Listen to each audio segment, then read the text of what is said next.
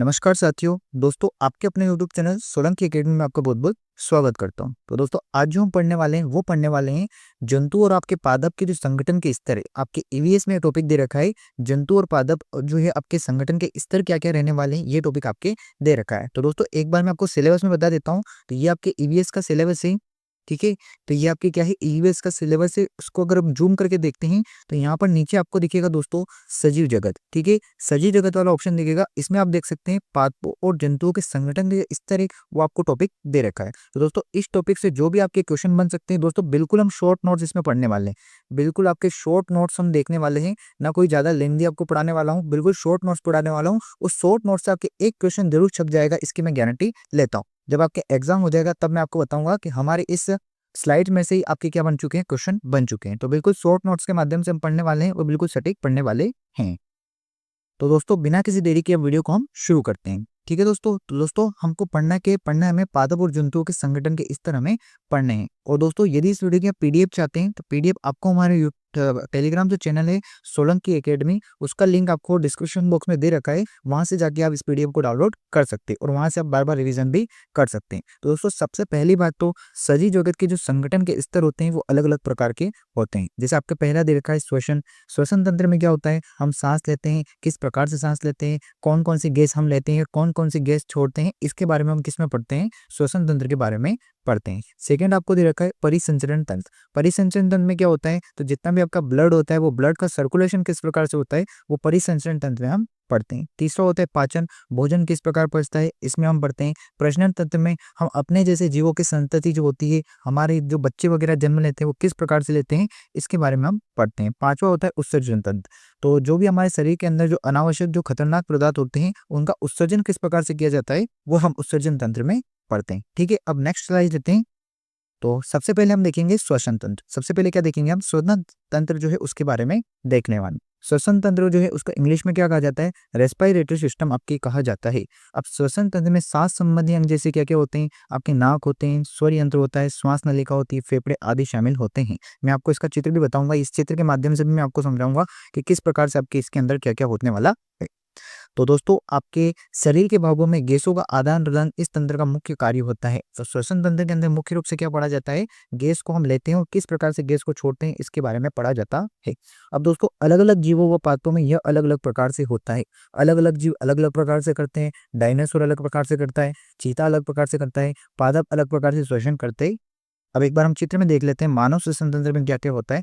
तो दोस्तों सबसे पहले जो होता है वो होता है आपके नासाद्वार होता है। यहाँ से हम सांस लेते हैं, सांस कहाँ जाती है, फिर आपकी जाती है दोस्तों श्वास नली में जाती है। तो ये आपके यहाँ पे क्या दे रखी है, श्वास नली दे रखी है, ठीक है? श्वास नली के बाद दोस्तों ये जो क्या दे रखी है आपके यहाँ पर ये जो दे रखी है आपके दे रखी है ये आपके श्वसनी दे रखी। उसके बाद क्या होती है, ये आपके अंदर क्या दे रखी है, ये आपके श्वसनिकाएं होती है। क्या होती है, श्वसनिकाएं होती है। उसके बाद आपके क्या होती है, तो उसके बाद होती है आपके कुपिका कोश होती है। उसके बाद यहाँ पर दोस्तों एक आपके श्वास नली है, ठीक है? ये श्वास नली है, ये आपके श्वसनी है, ये आपके श्वसनिका है, ये कुपिका कोश। और नीचे क्या दे रखा है आपके, तो नीचे आपके दे रखा है डायफ्राम दे रखा है। क्या दे रखा है, नीचे आपकी जो दे रखा है वो डायफ्राम दे रखा है, ठीक है? नीचे की साइड में ये आपके क्या दे रखा है, डायफ्राम दे रखा है, ठीक है? तो आपके क्या क्या अंग होते हैं, तो आपके श्वास नली होती है, श्वसनी होती है, और आपकी क्या क्या होता है, श्वसनिका होती है, और आपके कुपिका कोश भी होता है, ठीक है? ये आपके कुपिका कोश भी होता है, ठीक है? ध्यान रखना है कि आपके श्वसन तंत्र में कौन कौन से अंग होते हैं। ये पीडीएफ को मिल जाएगी, तो पीडीएफ में भी अच्छे से जूम करके देख सकते हैं। इसके अलावा आपके पसलियां वगैरह इसके सहायक अंग होते हैं, उपास्थि होती है, ठीक है? कंठ वगैरह होती है, ये सब जो होते हैं सहायक अंग होते हैं, ठीक है? अब नेक्स्ट देखते हैं। नेक्स्ट हमको दे रखा है दोस्तों पाचन तंत्र। तो पाचन तंत्र क्या होता है, डाइजेस्टिव सिस्टम का होता है आपके पाचन तंत्र कहा जाता है। तो पाचन तंत्र हम क्या क्या करते हैं, तो दोस्तों आहार पदार्थों के विशेष घटक जैसे प्रोटीन, कार्बोहाइड्रेट, वसा, विटामिन, खनिज, लवण, जल आदि के सभी खाद्य पदार्थ बने होते हैं और हम उनका क्या करते हैं, पाचन करते हैं। इन्हीं घटकों का उपयोग करके जीवों का शरीर व पादप बनते हैं। दोस्तों हमारा शरीर कैसे बनता है, हम चलेंगे फिरेंगे, किससे चलेंगे फिरेंगे, जब हम खाना खाएंगे। और खाने में क्या क्या होता है, हमारा प्रोटीन होता है, कार्बोहाइड्रेट होता है, वसा होती है, विटामिन होता है, खनिज लवण होते हैं, और आपकी जल भी होते हैं। इन सभी से मिलकर क्या बनता है, हमारा शरीर बनता है। ये घटक पाचन के माध्यम से जीवों पादपों का क्या करते हैं, निर्माण करते हैं। आहार के घटक व पाचन तंत्र सजीवों में क्या होते हैं, अलग अलग होते हैं, ठीक है दोस्तों? तो पाचन तंत्र भी क्या होता है, अलग अलग सजीवों में अलग अलग प्रकार से होता है। ठीक है, अब एक बार मैं आपको चित्र बताता हूँ पाचन तंत्र का। तो ये क्या दे रखा है, हमारा पाचन तंत्र का चित्र दे रखा है। ठीक है, तो सबसे पहले क्या होता है, तो सबसे ऊपर तो दोस्तों होता है वो हमारा मुंह होता है। क्या होता है दोस्तों, सबसे ऊपर क्या होता है, हमारा मुंह होता है। ठीक है, तो सबसे ऊपर क्या होता है, हमारा मुंह होता है। ठीक है, तो ये हमारा मुंह दे रखा है। ठीक है, मुंह के बाद क्या होता है दोस्तों, हमारी लार ग्रंथियां होती है। मैं मेन बता रहा हूँ जो मेन क्या क्या होते हैं। ठीक है, उसके बाद दोस्तों क्या होती है, हमारी ग्रसनी होती है। उसके बाद ग्रास नली होती है, और ग्रास नली के बाद अब जब नीचे की तरफ आते हैं तो नीचे की तरफ आपको दिखेगा दोस्तों, यहाँ पर क्या दिखेगा, आमाशय दिखेगा। क्या दिखेगा, यहाँ पर आपको आमाशय दिखेगा। ठीक है, नीचे की तरफ क्या दिखेगा दोस्तों, आपको आमाशय दिखेगा। ठीक है, ये आपका क्या रहेगा, ये आपका आमाशय है। ठीक है, ये आपका क्या दे रखा है, पित्ताशय देख रहा है, जो कहाँ पर होता है, आपकी यकृत में होता है।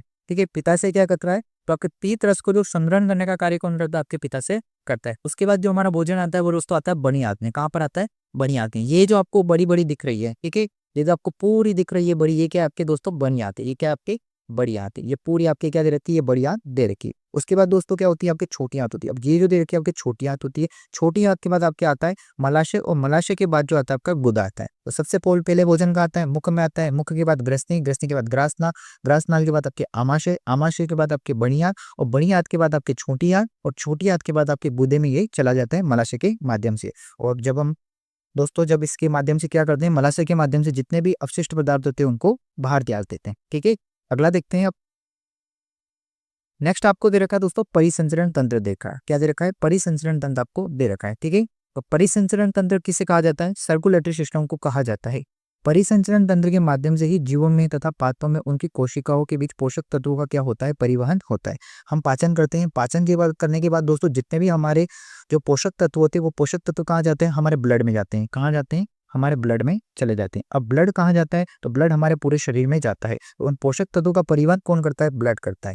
जीवों के परिसंचरण तंत्र में हृदय होता है, धमनियां होती है और शिराएं होती है। ध्यान रखना है दोस्तों, जीवों के आपके परिसंचरण तंत्र में क्या क्या होता है, एक तो हृदय होता है, धमनियां होती है, आपकी शिराएं होती। लेकिन ध्यान रखना है पादपों में क्या होता है, तो पादपों में जाइलम होता है और फ्लोएम होता है। पादपों में क्या होता है, पादपों में आपके जाइलम और फ्लोएम होता है। क्या होता है, आपके जाइलम और फ्लोएम होता है। अब आपके जाइलम कहाँ होता है दोस्तों, जाइलम जो होता है वो आपके जड़ में होता है। कहाँ होता है, जड़ में होता है। ठीक है, जाइलम कहाँ होता है, आपके जड़ में होता है। जबकि आपके जो फ्लोएम होता है वो कहाँ पर होता है, फ्लोएम जो होता है दोस्तों वो आपके पत्तियों में होता है। कहाँ होता है, पत्तियों में होता है। इस बात का भी ध्यान रखना है, आपको ध्यान रखना है। तो पादपों में जो आपके परिसंचरण तंत्र होता है वो किसके माध्यम से होता है, जाइलम और आपके फ्लोएम के माध्यम से होता है। ठीक है, नेक्स्ट देखते हैं, इसका चित्र देख लेते हैं। तो दोस्तों ये आपके चित्र दे रखा है, यहाँ पर आपके देख सकते हैं, ये आपके आपकी शिरा दे रखी है, ये आपकी धमनी दे रखी है, और इसके अलावा ये शरीर के जो अंग होते हैं इससे जुड़े रहते हैं। ये आपके क्या दे रखा है, हृदय दे रखा है। हृदय के माध्यम से क्या होता है दोस्तों, हमारा जितना भी ब्लड होता है वो पूरे शरीर में क्या होता है, पंप होता है। ठीक है, तो हमारे शरीर में रक्त को पंप करने का काम क्या कौन करता है, आपकी, तो वो आपके हृदय करता है। ठीक है, अगला देखते हैं दोस्तों, बिल्कुल शॉर्ट में होने वाला है, ना कोई ज्यादा आपको लेंदी बताने वाला हूँ, बिल्कुल शॉर्ट शॉर्ट जो आपके ईवीएस में अभी जो आपको एक नंबर देके चले जाए ऐसा हम पढ़ने वाले हैं। एक नहीं दोस्तों, एक से ज्यादा ही नंबर मिलने वाले हैं, क्योंकि ये वाले टॉपिक जो है वो आपके अदर भी कई सारे सब्जेक्ट से आपके जुड़े हुए हैं। ठीक है, अब उत्सर्जन तंत्र, उत्सर्जन तंत्र मतलब क्या होता है, एक्सपिरेटरी सिस्टम को क्या कहा जाता है दोस्तों, आपके उत्सर्जन तंत्र कहा जाता है। ठीक है, उत्सर्जन तंत्र अथवा मलोत्सर्ग प्रणाली एक जैविक प्रणाली है जो शरीर के भीतर अनावश्यक व खतरनाक पदार्थों को शरीर से हटाती है, जिससे जीवों के शरीर को नुकसान होने से रोका जा सकता है। अब दोस्तों हमारे शरीर में जितने भी अनावश्यक जो पदार्थ होते हैं और जो खतरनाक पदार्थ होते हैं उनको शरीर से हटाने का काम कौन करता है, वो आपके उत्सर्जन तंत्र करता है। अब दोस्तों ध्यान रखना है, पादपों में जो क्रिया होती है वो रंध्रों के माध्यम से, रंध्रों मतलब छोटे छोटे छेद जो होते हैं आपके, छोटे छोटे छेद जो होते हैं वो आपके पादप में, उनके माध्यम से कौन सी क्रिया होती है, आपके आपके उत्सर्जन की क्रिया होती है वो पादपों में होती है। ध्यान रखना है, नॉर्मल आपका जो शरीर होता है मानव का, उसमें तो आपके बहुत सारे अंग होते हैं, जैसे किडनी होता है और भी अंग होते हैं, लेकिन पादपों में जो क्रिया होती है ये आपके छोटे छोटे छेदों के माध्यम से होती है। ठीक है, अगला देखते हैं, इसका चित्र देख लेते हैं एक बार। तो ये जो चित्र दे रखा है ये किसका दे रखा है, ये आपके आपके पूरा उत्सर्जन तंत्र का चित्र दे रखा है। तो दोस्तों आप देख सकते हैं कि बाईं तरफ का वक्र ये रह गया, आपके ये दाईं तरफ का वक्र है जो आपके थोड़ा सा नीचे की तरफ झुकाव होता है। उसके बाद क्या दे रखी है आपके, उसके बाद अगर हम उत्सर्जन तंत्र की बात करें तो मेन रूप से आपकी मूत्रवाहिनी होती है, ये मूत्रवाहिनी भी रखी। उसके बाद आपकी ये मूत्राशय होता है, और लास्ट में जो होता है आपके शिश्न में जो होता है वो मूत्र मार्ग होता है, जो शिश्न के माध्यम से आपकी क्या होता है, यहाँ से आपका रिलीज खोलना है। ठीक है, ध्यान रखना आपके, ये आपको क्या दे रखा है, आपके ये उत्सर्जन तंत्र का भाग दे रखा है। अब नेक्स्ट लिखते हैं, नेक्स्ट आपको दे रखा है दोस्तों प्रजनन तंत्र। नेक्स्ट क्या दे रखा है, रिप्रोडक्टिव सिस्टम आपके प्रजनन तंत्र दे रखा है। तो दोस्तों सजीवों के सभी प्रजनन अंगों को सम्मिलित रूप से क्या कहा जाता है, प्रजनन तंत्र कहा जाता है। इससे सजीव अपने जैसी नई संतति की उत्पत्ति में सक्षम होते हैं। मतलब कोई भी व्यक्ति अपने जैसा नया जीव उत्पन्न किसके माध्यम से करता है? प्रजनन के माध्यम से करता है। पादपों में यह क्रिया नर व मादा की, ठीक है। अब पादपों में ही जो क्रिया होती है वो किससे होती है? नर व मादा में परागण के माध्यम से होती है। दोस्तों नॉर्मल जो प्रोसेस होती है वो आपके अगर मनुष्य में देखिए तो नॉर्मल नर होना चाहिए, और नॉर्मल क्या होनी चाहिए? मादा होनी चाहिए, मतलब लड़का होनी चाहिए, लड़की होनी चाहिए। लेकिन जो पादपों में जो क्रिया होती है वो परागण के माध्यम से होती है। मतलब जो फूल वगैरह होता है दोस्तों, उसमें क्या होता है? परागण जाते हैं, परागकण जाते हैं, अंडाणु होता है, उसमें उसमें निषेचन होता है। उसके बाद क्या बनता है? आपके फल बनता है। जिससे बीजाणु होता है उसे ही क्या हो जाता है? फल कहा जाता है। लेकिन सजीवों में क्या होता है? आपके अलग अलग अंग होते हैं। वो अंग किस प्रकार से होते हैं हम अगले वाले चैप्टर में देखते हैं। कि ये दोस्तों क्या दे रखा है? ये दे रखा है आपके मादा जनन तंत्र दे रखा है। कौन सा तंत्र दे रखा है? ये आपके मादा जनन तंत्र दे रखा है, ठीक है। तो दोस्तों मैं आपको इसको समझाता हूँ। दोस्तों हमारे जो मादा जनन तंत्र होता है उसमें अन्नवाहिनियां कितनी होती है? ये दो होती है। कितनी होती है? दो होती है। ये जो देखिए अन्नवाहिनियां होती है, और दोस्तों जो आपके शुक्राणु का निषेचन होता है वो यहीं पर होता है, ठीक है। जो आपका शुक्राणु आता है वो यहीं यहाँ पर आकर किससे मिलता है? आपके यहीं पर निषेचन होता है और अंडाणु को से टकराता है, ठीक है। अब अंडाणु कितने होते हैं दोस्तों? अंडे होते हैं वो दो होते हैं। ये आपके कितने अंडे दे रखे हैं? दो अंडे दे रखे हैं। आपके गर्भाशय कितना होता है? ये आपका गर्भाशय दे रखा है। और नीचे वाला हिस्सा जो होता है ग्रीवा कहा जाता है। और यहाँ पर क्या होती है दोस्तों? सबसे लास्ट वाले एरिया में आपकी क्या होती है? योनि होती है, ठीक है। तो अन्नवाहिनी कितनी होती है? एग्जाम में पूछा जाता है। दो होती है। अंडाशय भी दो होते हैं। गर्भाशय आपके एक होता है। आपके ग्रीवा एक होती है, और आपकी योनि भी कितनी होती है? एक होती है, ठीक है। ध्यान रखना है, एक बात और ध्यान रखना है दोस्तों, जो महिला होती है उनमें जो होता है वो एक ही प्रोसेस होता है। मतलब आपके नहीं सॉरी आपके दो प्रोसेस होते हैं। मतलब जो यूरिन जो होता है वो अलग टाइप से, उसकी प्रोसेस अलग होती है, उसके लिए आपकी अलग होल होता है। और जो आपके जनन की प्रोसेस होती है उसके लिए अलग होता है। लेकिन पुरुषों में ऐसा नहीं होता है। पुरुषों में जो होता है वो दोनों प्रोसेस एक ही तरह से होती है, जैसा कि आप चित्र में देख सकते हैं। यहाँ पर साइड में क्या दे रखा है आपको? साइड में दे रखा है शुक्र वाहिका दे रखी है। ये दोस्तों क्या है? शुक्र वाहिका। और शुक्राणु बनते कहाँ पर है? तो ये आपके यहाँ पर बनते हैं, ठीक है। ये क्या दे रखा है? आपके वृषण दे रखे हैं। यहाँ पर आपके शुक्राणु बनते हैं, जो शुक्र वाहिका के माध्यम से कहाँ पर आ जाते हैं? आपके मूत्र मार्ग या पेनिस में आपके आ जाते हैं, ठीक है। अब इसी नलिका में क्या आ जाता है? आपकी मूत्र नलिका भी आ जाती है, और आपके मूत्र भी यहाँ से ही रिलीज होता है, ठीक है। तो ध्यान रखना है, आपके पुरुषों में एक ही सिस्टम होता है, लेकिन महिलाओं में इसके लिए दो सिस्टम बनाए गए, ठीक है। ताकि वो जनन अच्छे से कर सके, क्योंकि महिलाओं को क्या रखना पड़ता है? उनके ही पेट में क्या होता है? बच्चा होता है, गर्भाशय होता है, इसीलिए ये प्रोसेस रखाता है, ठीक है। आगे बढ़ते हैं। अब दोस्तों ये नेक्स्ट आपके दे रखा है कि हमारा शरीर किस प्रकार से बनता है। तो शरीर हमारा किस प्रकार से बनता है? वो आपके दोस्तों कोशिका के माध्यम से बनता है। किसके माध्यम से बनता है? तो सभी जीवों व पादपों के शरीर का निर्माण कुछ विशेष भागों से होकर मिलकर बना होता है, जो कि इस प्रकार आपको दे रखा है। तो दोस्तों शरीर की सबसे छोटी इकाई कौन सी? कोशिका, जिसे क्या कहा जाता है? सेल। बहुत सारी कोशिका मिलती है तो क्या बनता है? उत्तक बनता है। जब उत्तक मिलते हैं तो क्या बनते हैं? अंग बनते हैं। और जब बहुत सारे अंग मिलते हैं तो क्या बनता है? अंग तंत्र बनता है। और जब बहुत सारे अंग तंत्र हो जाते हैं तो हमारी क्या बन जाता है? शरीर बन जाता है, जिसे हम बॉडी कहते हैं, ठीक है। ये दोस्तों ये हमारा चित्र दे रखा है आपके पूरा सिस्टम का। तो ये क्या है? आपके सेल है। तो चित्र में देख सकते हैं सेल इस प्रकार की होती है। उसके बाद आपके टिश्यू दे रखे हैं, ठीक है। ये टिश्यू है जिसे उत्तक कहा जाता है। उसके बाद ऑर्गन, जिसे क्या कहा जाता है? अंग कहा जाता है। पर अंग तंत्र से क्या मिलकर बन जाता है? कि ऑर्गन सिस्टम, इसे क्या बोला जाता है? पूरी हमारी बॉडी बन जाती है अंग तंत्र के द्वारा। ये फोटो भी आपको मिल जाएगा, ठीक है, जब आप पीडीएफ डाउनलोड कर लेंगे। नेक्स्ट देखते हैं। तो सबसे पहले बात करते हैं कोशिका। तो कोशिका शरीर की सबसे सूक्ष्म इकाई होती है। प्रत्येक जंतु परिवार का छोटी छोटी कोशिकाओं से मिलकर बना होता है। हमारा पूरा शरीर जो बना होता है वो किससे बना हुआ था दोस्तों? हमारी कोशिकाओं से ही बना होता है, क्योंकि कोशिका ही क्या होती है? शरीर की सबसे छोटी इकाई होती है, ठीक है। उसके बाद दोस्तों इन कोशिकाओं के माध्यम से पौधों तथा जंतुओं में आवश्यक पदार्थों का परिवहन संचरण होता है। और दोस्तों अगर आपसे पूछे कि सबसे पहली बार कोशिका की खोज किसके द्वारा की गई थी, तो 1665 में आपके रॉबर्ट हुक के द्वारा की गई थी। किसके द्वारा की गई थी? रॉबर्ट हुक के द्वारा सबसे पहले आपके कोशिका की खोज की गई, ठीक है। ध्यान रखना है इसको भी। नेक्स्ट देखते हैं। नेक्स्ट दे रखा है दोस्तों। अब दोस्तों कोशिका के आधार पर कोशिका के जीव होते हैं वो दो प्रकार के होते हैं। कितने प्रकार के होते हैं? जीव दो। एक तो होते हैं एक कोशिकीय जीव, और दूसरे होते हैं दोस्तों आपके बहुकोशिकीय जीव। एक तो होते हैं आपके कौन से? एक कोशिकीय जीव होते हैं, और दूसरे कौन से होते हैं? आपके बहुकोशिकीय जीव होते हैं। तो पहले हम देखते हैं एक कोशिकीय जीव क्या होते हैं। जो दोस्तों ऐसे जीव जो केवल एक ही कोशिका के बने होते हैं उन्हें क्या बोलते हैं? हम एक कोशिकीय जीव कहते हैं। उदाहरण दोस्तों मस्त याद कर ले, मैं इनको हमेशा पूछे जाते हैं। तो सबसे पहले आपके अमीबा, युग्लिना, पेरामीशियम, यीस्ट, जीवाणु, ये किस प्रकार के जीव दे रखे हैं आपको? ये आपके एक कोशिकीय जीव दे रखी। इनमें प्रोकैरियोटिक कोशिका पाई जाती है। किस प्रकार की कोशिका पाई जाती है? प्रोकैरियोटिक कोशिकाएं पाई जाती है। प्रोकैरियोटिक कोशिकाएं पाई जाती है। अब सभी प्रकार के जितने भी जो सूक्ष्म जीव होते हैं उनमें किस प्रकार की कोशिकाएं पाई जाती है? तो सभी प्रकार की सूक्ष्म जीवों में भी दोस्तों प्रोकैरियोटिक कोशिका पाई जाती है। ध्यान रखना है कि आपके जो एक कोशिकीय जीव होते हैं उसमें कौन सी कोशिका पाई जाती है? प्रोकैरियोटिक कोशिकाएं पाई जाती है। ठीक है, नेक्स्ट देखते हैं अब ये दोस्तों देख सकते हैं अमीबा का चित्र देख सकते हैं। ये पूरी तरह से एक ही कोशिकाओं से बना हुआ है।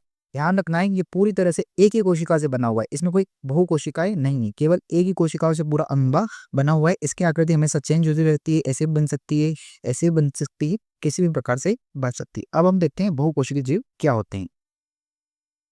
तो सिंपल सी बात है दोस्तों, ऐसे जीव जो बहुत सारी असंख्य कोशिकाओं से बने होते हैं उन्हें क्या कहा जाता है, बहुकोशिकीय जीव कहा जाता है। अब दोस्तों बड़े जीव और पेड़ पौधे, यहाँ पर प्रोकैरियोटिक नहीं है, यहाँ यूकैरियोटिक आएगा। क्या आएगा यहाँ पे, यूकैरियोटिक आएगा। ठीक है, जो एक कोशिकीय जीव होते हैं वो आपके प्रोकैरियोटिक के बने होते हैं, लेकिन जो बहुकोशिकीय जो होते हैं, बड़े जो जीव जंतु होते हैं या पौधे होते हैं वो आपकी यूकैरियोटिक कोशिकाओं से बने होते हैं। किस प्रकार की कोशिकाओं से बने होते हैं, यूकैरियोटिक कोशिकाओं से बने होते हैं। ठीक है, बहुकोशिकीय जीव ये वाला यहाँ पर नहीं आएगा। ठीक है, यूकैरियोटिक कोशिका आपके आएगी। ओके, नेक्स्ट देखते हैं। अगला दे रखा आपके उत्तक। तो उत्तक किससे बनकर बने होते हैं, तो कोशिकाओं के समूह को क्या कहा जाता है, आपके उत्तक कहा जाता है। कोशिकाओं के समूह को क्या कहा जाता है, उत्तक कहा जाता है, जिनकी उत्पत्ति एक समान हो तथा वे एक विशेष कार्य करते हो। मतलब उत्तक क्या होते हैं दोस्तों, एक समान होते हैं और जो एक विशेष कार्य करते हैं उन्हें उत्तक कहा जाता है। जैसे आपके एक ही उत्तक कौन सा मान सकते हैं, आमाशय पूरा एक उत्तक मान सकते हैं, जो एक ही कार्य करता है, आपके पेट में आपके भोजन को पचाने का काम करता है। अब अधिकांश गुत्तकों का आकार और आकृति क्या होती है, एक समान होती है। ध्यान रखना है कि अधिकांश गुत्तकों का जो आकार और आकृति होती है वो आपकी एक समान होती है। ठीक है, अगला देखते हैं। अगला दे रखा आपके उत्तक भी अब अलग अलग होते हैं। सबसे पहले हम पढ़ेंगे पादप उत्तक, उसके बाद दोस्तों हम पढ़ेंगे जंतु उत्तक।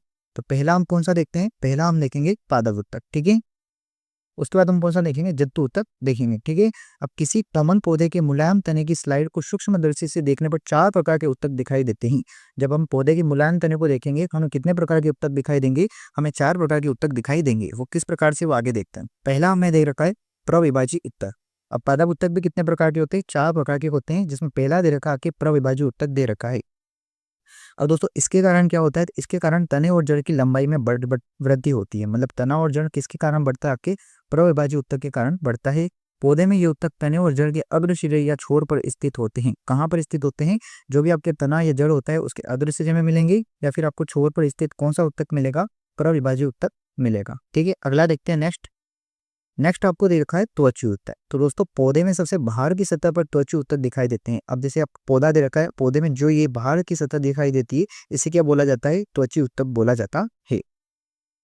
अब ये जो उत्तक पाया जाता है आपके पौधे के प्रत्येक भाग, चाहे वो तना हो, पत्ती हो, जड़ हो, फल हो, फूल हो तथा बीज, सभी का बाहरी आवरण किससे बना होता है, आपके त्वची उत्तक से बना होता है। यह उत्तक पौधों की रक्षा के अलावा प्रकाश संश्लेषण, श्वसन आदि क्रियाओं के लिए ऑक्सीजन, कार्बन डाइऑक्साइड, जलवाष्प का भी परिसंचरण करता है। तो यह उत्तक और क्या काम करता है, आपके प्रकाश संश्लेषण में भी सहायता करता है, श्वसन में भी सहायता करता है, आपके ऑक्सीजन का आदान प्रदान करना, कार्बन डाइऑक्साइड का आदान प्रदान करना, जलवाष्प को बाहर निकालना, ये कार्य भी कौन करता है, आपके त्वची उत्तक करता है।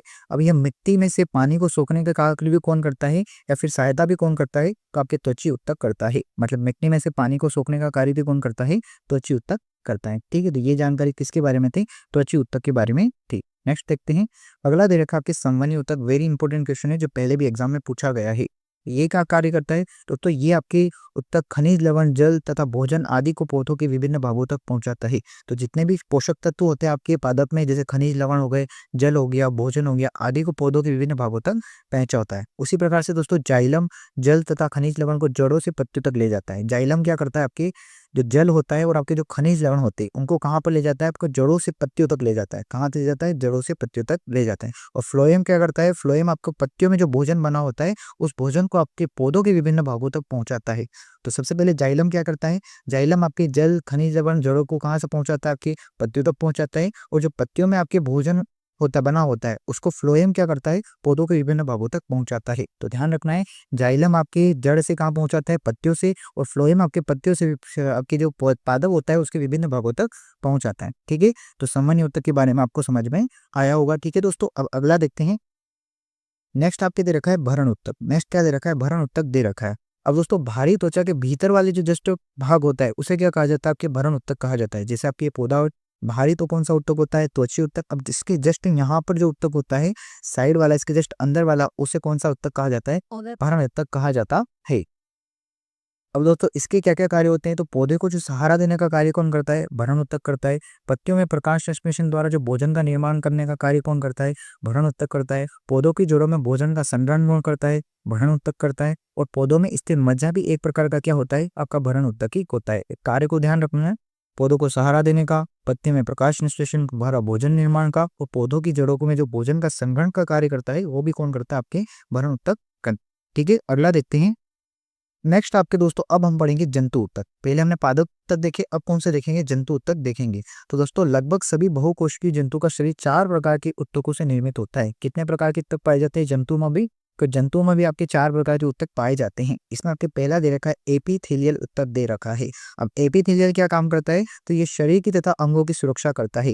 ये शरीर तथा अंगों की सुरक्षा करता है। ये शरीर की बाहरी और आंतरिक सहकों को कवच की तरह ढकने का कार्य करता है, और आमाशय आदि आंत जो है वो इसके इधर है। तो कुल मिला के शरीर को रक्षा करने का काम कौन करता है, एपिथेलियल उत्तक करता है। उदाहरण क्या मान सकते हैं अपन, आमाशय है, आंत है, आपकी छोटी आंत हो सकती है, बड़ी आंत हो सकती है, इसके उदाहरण है। ठीक है, नेक्स्ट उत्तक देखते हैं। नेक्स्ट दे रखा है दोस्तों पेशी उत्तक। इस उत्तक की कोशिकाएं फैल सकती है और सिकुड़ सकती है, जैसे हमारे पैर और हाथ की टिश उत्तक। ठीक है, अब हमारे पैर और हाथ में कौन से उत्तक पाए जाते हैं, पेशी उत्तक पाए जाते हैं, जिसको हम मोड़ भी सकते हैं। ठीक है, ऊपर भी कर सकते हैं, नीचे भी कर सकते हैं। तो ये कौन से उत्तक पाए जाते हैं, पेशी उत्तक पाए जाते हैं। अब दोस्तों पेशी उत्तक जो होते हैं ये देख सकते हैं आप, ये देख सकते हैं पेशी उत्तक, ये इस प्रकार से हमारा मांस टाइप का पाया जाता है। ये हमारे जॉइंट्स में भी उपलब्ध होती है ये उत्तक। ठीक है, जिससे हमारे जो हाथ पैर जो होते हैं हम क्या कर सकते हैं, इनको मोड़ सकते हैं आसानी से। ओके, तो समझ में आया होगा चित्र के माध्यम से। अब दोस्तों पेशी उत्तक भी आपके 3 प्रकार के होते हैं। कितने प्रकार के होते हैं, 3 प्रकार के। पहला होता है ऐच्छिक पेशियां, दूसरा होता है अनैच्छिक पेशियां, और तीसरा होता है हृदय पेशियां। तो क्या क्या होते हैं एक बार इनके बारे में देख लेते हैं। ऐच्छिक पेशियां ये हमारी इच्छा से कार्य करती है, जैसे कि हमारे हाथों पैर की पेशियां। ऐसे ही जैसे मान लो कि मुझे हाथ ऊपर करना है, कि ये कौन सी पेशियां है, ऐच्छिक पेशियां है। पैर को नीचे करना है, मोड़ना है, छलांग लगानी, ये सारी कैसी पेशियां है, ये हमारी ऐच्छिक पेशियां होती है। नेक्स्ट हमारी अनैच्छिक पेशियां, जो हमारे हिसाब से कार्य नहीं करती, जो अपने आप चलती रहती है। जैसे भी मैंने खाना खाया, कहाँ पर गया, आहार नली में गया, अब आहार नली ने अपना काम किया। रक्त नली काम में पोषक तत्व कहाँ पर गए, रक्त नलिका में गए, उसने अपना काम किया। ये हमसे पूछ कर नहीं करती, ये अपने आप अपना कार्य करती रहती है, जिन्हें क्या कहा जाता है, अनैच्छिक पेशियां कहा जाता है। नेक्स्ट आपके दोस्तों दे रखा आपकी हृदय पेशियां। कौन सी पेशियां, हृदय पेशियां। ठीक है, हृदय पेशियां क्या होती है, यह रक्त पेशियां भी कहा जाता है। जो हृदय जो हमारा बना होता है वो कौन सी पेशियों के माध्यम से बना होता है, वो आपके रक्त पेशियों के माध्यम से बना होता है। जो हमारा हृदय होता है दोस्तों, वो कौन सी पेशियों से बना होता है, तो रक्त पेशियों से बना होता है। यह बनावट में तो ऐच्छिक पेशियों के समान होता है, परंतु इस पर हमारा कोई नियंत्रण नहीं होता है। ध्यान रखना है, इसकी बनावट तो आपकी ऐच्छिक पेशियों के समान होती है, लेकिन परंतु हमारा इस पर कोई भी नियंत्रण नहीं होता है, ये ध्यान रखना है। ठीक है, तो हृदय पेशियां क्या होती है, ऐसी पेशियां ऐच्छिक पेशियों के समान होती है, परंतु हमारा इस पर नियंत्रण कुछ भी नहीं होता है। अब मुझे एक बात बताओ दोस्तों, क्या आप हार्ट पर नियंत्रण रख सकते हैं, क्या आप ऐसा कर सकते हैं कि मेरा हार्ट तेज चलने लग जाए, धीरे चलने लग जाए, मैं जब चाहूँ जैसा करना चाहूँ ऐसा कर लूँ, ऐसा नहीं होता है। हमारा हृदय अपने आप चलता है और अपने हिसाब से चलता है। ओके, नेक्स्ट देखते हैं। अगला दे रखा है दोस्तों संयोजी उत्तक। अब संयोजी उत्तक क्या होता है, यह शरीर के सभी उत्तकों को आपस में जोड़ने का कार्य करता है, इसलिए इसे संयोजी उत्तक कहा जाता है। तो कुल मिला के ये आपको ध्यान रखना है कि जो शरीर में आपस में उत्तकों को जोड़ने वाला उत्तक कौन सा होता है, संयोजी। और संयोजी का मतलब ही होता है संयोजन करना, एक दूसरे को जोड़ना। यह उत्तक अलग अलग प्रकृति आकृति के होते हैं, यह अलग अलग आकृति के होते हैं। हमारे शरीर की हड्डियां और रक्त इन कोशिकाओं के बने होते हैं। दोस्तों संयोजी उत्तक तो होते हैं वो हड्डियां और रक्त जो होते हैं हमारे किस कोशिकाओं से बने होते हैं, तो संयोजी उत्तक की कोशिकाओं से ही बने होते हैं। यह अलग अलग स्थिति के अनुसार अलग अलग कार्य करते हैं। यह हमारे शरीर को निश्चित आकृति और सहारा प्रदान करते हैं। तो संयोजी उत्तक दो उत्तकों को आपस में जोड़ता है, हड्डियां और रक्त इन्हीं के बने होते हैं। ये अलग अलग कार्य करते हैं और निश्चित आकृति और सहारा प्रदान करते हैं हमारे शरीर को। ओके, अब नेक्स्ट उत्तक और लास्ट उत्तक आपके दे रखा है तंत्रिका उत्तक। कौन सा दे रखा है, तंत्रिका उत्तक दे रखा है। यह उत्तक तंत्रिका कोशिकाओं से बनाता है, बिल्कुल करेक्ट है। यह हमारी तंत्रिका मस्तिष्क और संवेदी अंग मिलकर तंत्रिका तंत्र का निर्माण करती है। अब दोस्तों हमारा जो मस्तिष्क होता है उसमें क्या होती है, हमारी तंत्रिका होती है। और दोस्तों सेकेंड है हमारे संवेदी अंग, जैसे हम नाक हो गए, नाक से हम सूंघ सकते हैं।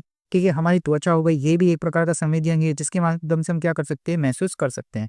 मस्तिष्क क्यों, अब अगर हमको कुछ भी कार्य करना होगा तो हम किसके माध्यम से करवाते हैं, मस्तिष्क के माध्यम से करते हैं। अगर हमें चोट लगे तो किसके माध्यम से पता चलता है, मस्तिष्क के माध्यम से चलता है। तंत्रिका के द्वारा संवेदना शरीर के विभिन्न भागों और मस्तिष्क तक पहुंचाई जाती है।